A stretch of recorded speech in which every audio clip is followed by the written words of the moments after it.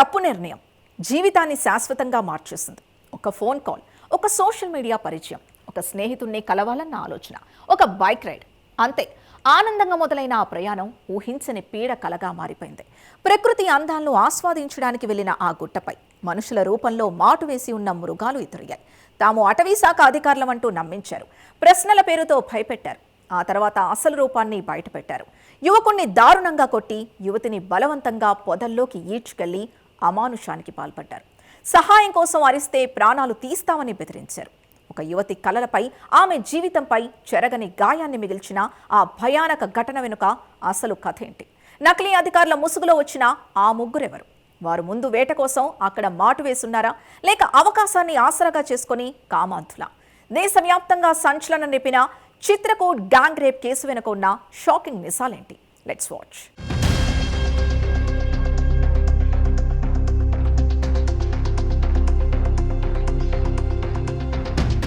ఒక కల, ఒక లక్ష్యం. డాక్టర్ కావాలనే ఆశతో పుస్తకాల మధ్య భవిష్యత్ ఎదుర్కొంటున్న ఒక యువతి. నీట్ పరీక్ష కోసం రాత్రింబవళ్లు కష్టపడుతున్న ఆ అమ్మాయి జీవితంలో ఆ రోజు కూడా సాధారణంగానే మొదలైంది. కాని సాయంత్రానికి ఆమె జీవితం శాశ్వతంగా మార్చేస్తే భయానక అధ్యాయం ఎదురవుతుందని ఆమె ఊహించలేదు. సోషల్ మీడియా పరిచయం, ఒక స్నేహితుడిని కలిసేందుకు చేసిన ప్రయాణం, ప్రకృతి అందాల మధ్య కాసేపు గడపాలనుకున్న ఇద్దరి ఆశ. కాని అదే ప్రదేశం క్షణాల్లో నరకంగా మార్చేసింది. చిత్రకూట్ గుట్టల నిశ్శబ్దం ఛేదిస్తూ వినిపించిన ఆర్తనాదాల వెనుక దాగి ఉన్న దారుణం ఇప్పుడు దేశాన్ని కలిచివేస్తుంది. మధ్యప్రదేశ్లో సత్నాకు చెందిన 20 ఏళ్ల యువతి రాజస్థాన్లో కోటాలో ఉంటూ నీట్ పరీక్ష కోసం సిద్ధమవుతోంది. డాక్టర్ కావాలనే లక్ష్యంతో తన జీవితం చదువుకి అంకితం చేసింది. కొద్ది రోజుల సెలవు కోసం ఇంటికొచ్చిన ఆమె సోషల్ మీడియా ద్వారా పరిచయమైన 17 ఏళ్ల మైనర్ స్నేహితుడిని కలిసేందుకు యూపీలో చిత్రకూట్కు వెళ్ళింది. ఇద్దరూ ఒకరినొకరు నమ్మారు. ఆ నమ్మకమే వారిని దేవాంగనలోయ సమీపంలో గుట్టల వరకు తీసుకెళ్లింది. అక్కడ ప్రకృతి మధ్య కాసేపు మాట్లాడుకోవాలని, కొన్ని వీడియోలు తీసుకోవాలనుకున్నారు. కాని అక్కడ వారి కోసం ఎదురు చూస్తోంది అందమైన జ్ఞాపకం కాదు, ఒక భయానక ఉచ్చు.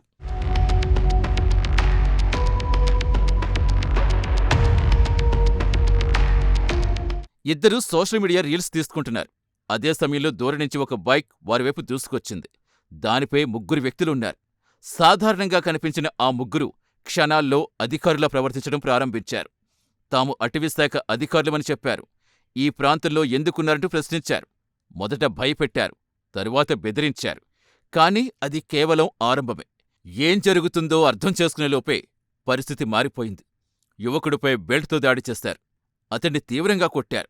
అతని చేతులు కాళ్ళు కట్టేశారు. సహాయం కోసం అరిచే అవకాశమే లేకుండా చేశారు.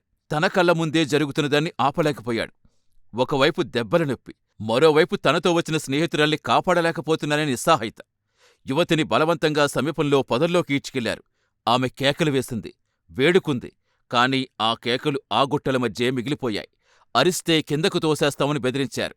భయాన్ని ఆయుధంగా మార్చుకుని ఆ 3 వ్యక్తులు యువతిపై గ్యాంగ్ రేపుకు పాల్పడ్డారు.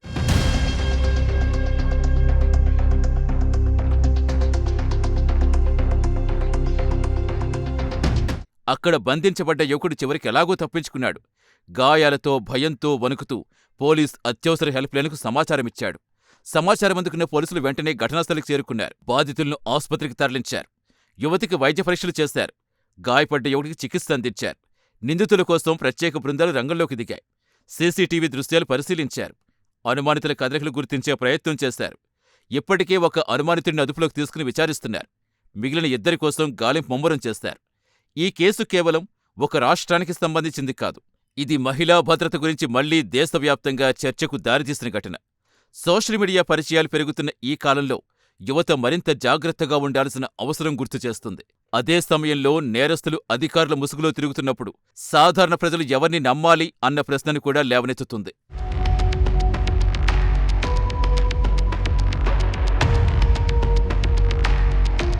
ఒక యువతి డాక్టర్ కావాలని కలలు కనింది. సమాజానికి సేవ చేయాలని అనుకుంది.